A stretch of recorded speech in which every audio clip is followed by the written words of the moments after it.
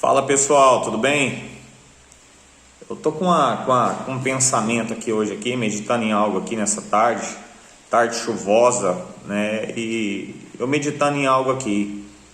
Certo dia, Deus ele convoca um homem, né? Por meio de um arbusto, por meio de uma sarça ardente ali.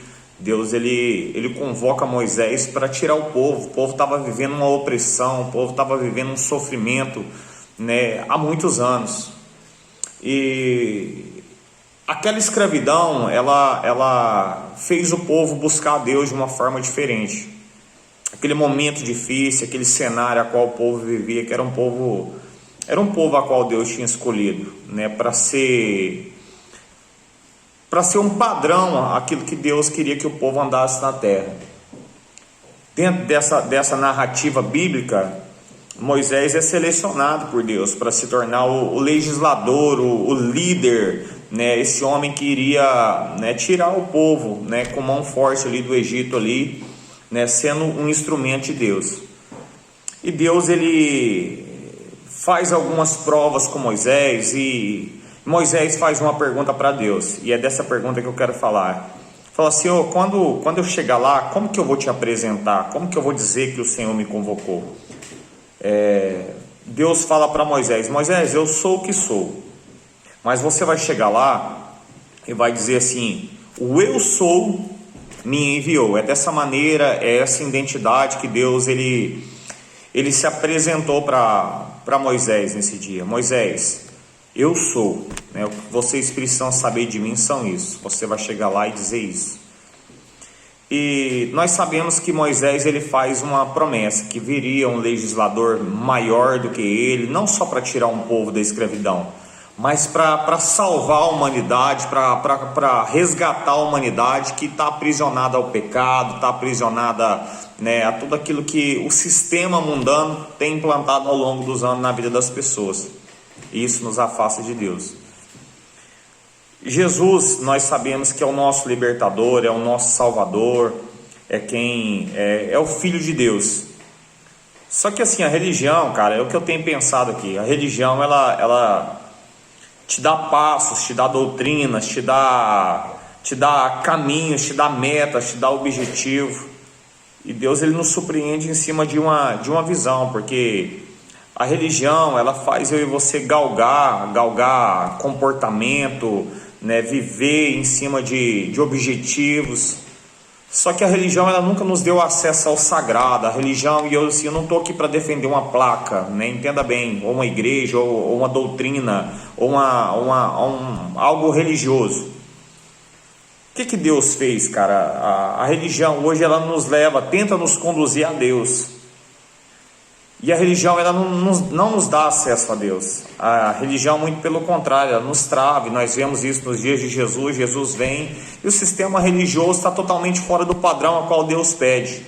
E talvez se Jesus voltasse aqui hoje, talvez os nossos padrões estariam totalmente fora daquilo que o padrão que Deus exige. Mas Deus, a loucura, né, que é a pregação do Evangelho, a loucura da cruz, nos põe para pensar, cara. Deus ele teve que vir, né? Muitas vezes a gente acha que a gente que sobe para encontrar Deus, mas não, o Evangelho foi totalmente ao contrário. Deus que desceu, Deus teve que vir, né, para poder nos alcançar. A gente não alcançou Deus. A gente não alcança Deus com algum tipo de comportamento, com algum tipo de sistema, algum tipo de merecimento, ou algum tipo de doutrina, vamos dizer dessa forma. Deus ele teve que vir. A Bíblia fala que ele se esvaziou de sua glória, ele se fez carne, ele teve que habitar entre os homens, ele foi santo, ele viveu aqui na terra de uma maneira simples, mas que demonstra um padrão de Deus. Jesus ele tinha um alvo, ele tinha um objetivo. Foi perguntado para Jesus a mesma pergunta que Moisés fez para Deus. Fala: Senhor, quem é você?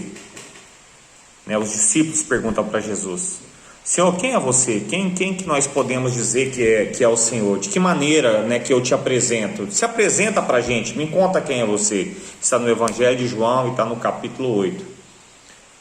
Jesus, ele fala o mesmo que Deus falou. Falou, ó, antes de Abraão nascer, eu sou. Ou seja, desde o patriarca, o primeiro que Deus escolheu, Jesus fala, cara, eu sou. Só que aí o Evangelho de João vem revelar, vem descortinar, vem nos mostrar, Jesus veio apresentar quem é Deus para a humanidade. E Jesus, o comportamento de Jesus, ele revela Deus assim de uma maneira muito plena, cara. Jesus, ele tem 7 narrativas. Quando Jesus fala, ó, antes de Abraão nascer, eu sou. Nós vemos Jesus dizer, eu sou o pão da vida. Nós vemos Jesus dizer, eu sou a luz do mundo. Nós vemos Jesus dizer, eu sou a porta.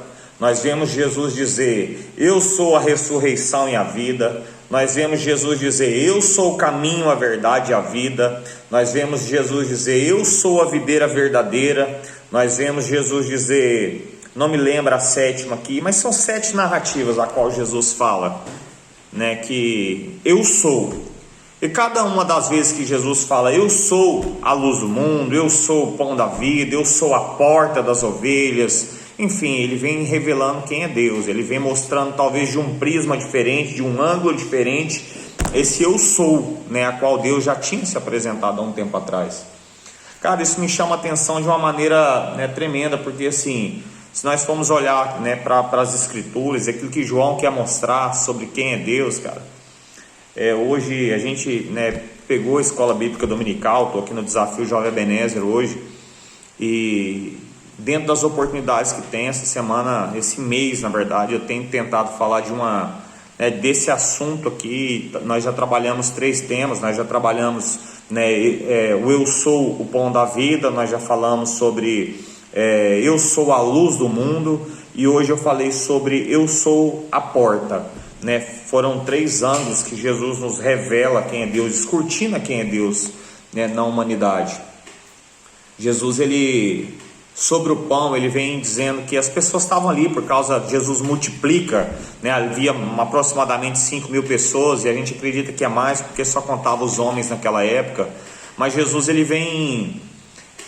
faz esse milagre e sai dali, e a multidão ela vem, né, correndo atrás de Jesus, atrás desse pão, e Jesus vem dizer que ele é o pão vivo que desceu do céu, que ele não é só um suprimento material. E às vezes a gente vem atrás de Jesus, vai buscar Deus atrás de bens, atrás de prosperidade, atrás de algo material, né? E quando a gente consegue isso, eu não estou dizendo que ele não faz, muito pelo contrário, ele faz, mas ele não quer ser buscado somente por causa disso. Jesus, ele vem demonstrando que ele é o pão vivo que desceu do céu, que ele quer suprir não somente, né, as necessidades, mas ele quer suprir um coração vazio, ele quer suprir a tristeza, né, as frustrações, as nossas ansiedades, aquilo que vem faltando sobre as nossas vidas. Cara, é muito tremendo, cara, essa colocação, eu sou, né, a luz do mundo. Jesus, né, a Bíblia vai falando que a luz brilhou, que Jesus, ele veio, né, onde havia trevas, né, e nós sabemos o que a luz pode fazer num ambiente de trevas. Ela vem revelar o que está naquele ambiente. Jesus vem revelar a pessoa de Deus, ele vem mostrar o que é Deus. Tem um versículo que fala assim, enquanto eu estou no mundo, se eu não me engano é João 9, versículo 16, vem dizer assim, enquanto eu estou no mundo, eu sou a luz do mundo.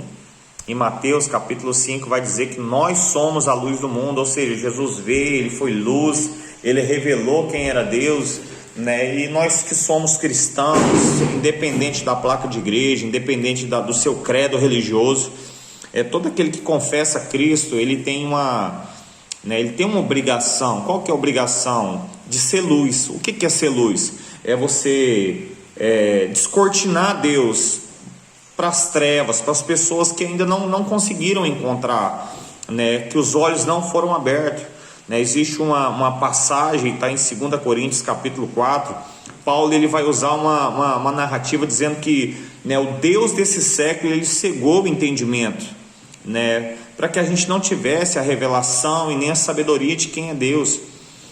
Cara, e a gente precisa entender isso, cara. Se você tem Cristo no seu coração, se você é um cristão, você precisa ser uma cópia de Jesus. Você é um pequeno Cristo, a palavra cristão significa isso. E se você é um pequeno Cristo, cara, você tem a obrigação de ser luz aonde você anda, né? Qual é o maior atributo de Deus? Deus, ele é amor. Então nós temos que andar em práticas de amor, nós temos que cuidar melhor do ser humano. Hoje a gente falou sobre a porta e talvez eu queira finalizar com isso. E quando Jesus ele fala que a porta, ele é a porta das ovelhas, ele fala de um aprisco, ele fala de um lugar de segurança. A porta, nós sabemos que uma porta é um lugar de passagem, é um lugar que ela abre, ela fecha, ela dá acesso, ela oferece acesso. Só que Jesus, quando ele fala eu sou a porta, ele está falando que ele é o acesso para uma nova realidade, ele é o acesso para a salvação. João capítulo 10, versículo 9, ele fala: quem passa por ele, quem entra por essa porta, ele será salvo. Então Jesus, ele quer tirar o homem desse estado de condenação, desse estado, né, de perdido. Ele fala: quem entra por essa porta, ele vai ter vida, e vida com abundância. Ele vai ser suprido com as suas necessidades. E às vezes hoje a gente vive um sistema que é assim: Jesus ele nos compara com ovelhas, porque a ovelha ela precisa escutar a voz do pastor. E a gente vê Jesus fazendo uma comparação, cara, muito bacana, quando ele vem falar que, né, ladrões e salteadores é aqueles que tentam entrar por fora, né, sem ser por essa porta. Ele quer entrar por cima desse aprisco, por esse lugar, né, de proteção.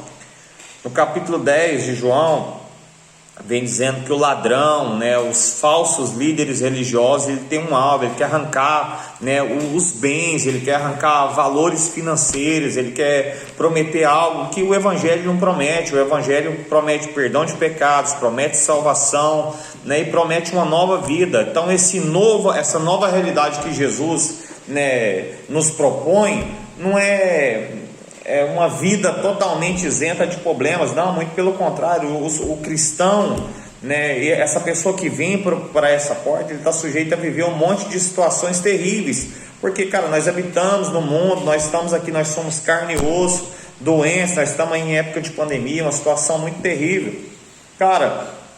E isso me impôs para meditar hoje, cara. Nós precisamos entrar por essa porta, porque pode chegar um certo momento que vai ser tarde demais. Há uma passagem que vai falar no livro de Lucas, no capítulo 13, lá no finalzinho, Jesus fala que ele é a porta estreita, nós precisamos entrar por essa porta, que há um largo caminho que nos conduz à perdição, mas fala que vai chegar um momento que haverá choro e vai haver ranger de dente, porque as pessoas vão olhar, né, para um lugar, vão olhar para um acesso, a qual esse acesso só Jesus pode dar. E lá vai ver Abraão, vai ver Isaac, Jacó e todos os outros santos, as pessoas que foram salvas. E as pessoas que não entraram por essa porta vão ser excluídos. E elas vão olhar por essa porta, né, e o ranger de dente vai ser por causa disso, né, porque as pessoas vão ver a salvação, vão ver as pessoas que tiveram acesso a Jesus, as pessoas que creram no Evangelho, as pessoas que foram salvas por intermédio de Jesus, né, e elas vão estar de fora dessa salvação. E aí vai haver ranger, e aí vai haver choro, pranto, porque não aproveitaram a tão grande salvação que é oferecida hoje. Mateus capítulo 7, versículo 13, a Bíblia vai falar, né, de um caminho, vai falar de uma porta, vai falar de um caminho, vai falar de um alvo. Eu gosto muito desses dois versículos, o 13 e o 14. Fala também que existe uma porta larga, com um caminho espaçoso, e também há um alvo para tudo isso. Só que nós precisamos entender, se você deseja, almeja a salvação, nós precisamos entrar por essa porta. Essa porta é Jesus, nós precisamos ter esse encontro, né? Em João capítulo 6 a Bíblia fala que o Pai, né, aqueles que o Pai deu para Jesus, nenhum se perdeu, né? Porque Jesus, essa porta, esse aprisco, esse lugar de segurança, esse lugar de provisão, esse lugar, essa atmosfera a qual Jesus tem cuidado das nossas vidas, né? Nós precisamos entrar por essa porta para viver essa proteção de Jesus. O Evangelho, a cruz, ela é escandalosa, posso dizer dessa forma. A Bíblia fala, aqueles que creem na loucura do Evangelho, na loucura da pregação, isso é poder de Deus, mas aqueles que não creem, aqueles que estão se perdendo, isso é loucura. Então, assim, houve-se um momento que 10 mulheres aguardavam a vinda do seu noivo. E nós sabemos que esse noivo é Jesus. Só que 10 delas foram imprudentes, e quando nós falamos que a luz ela revela quem é a pessoa, a luz está falando de revelação. No mundo antigo não havia lâmpada, não havia poste, não havia energia elétrica, não havia lanterna, e todos usavam lamparinas. E quando a Bíblia fala que aquelas 10 mulheres, aquelas 10 virgens, elas optaram por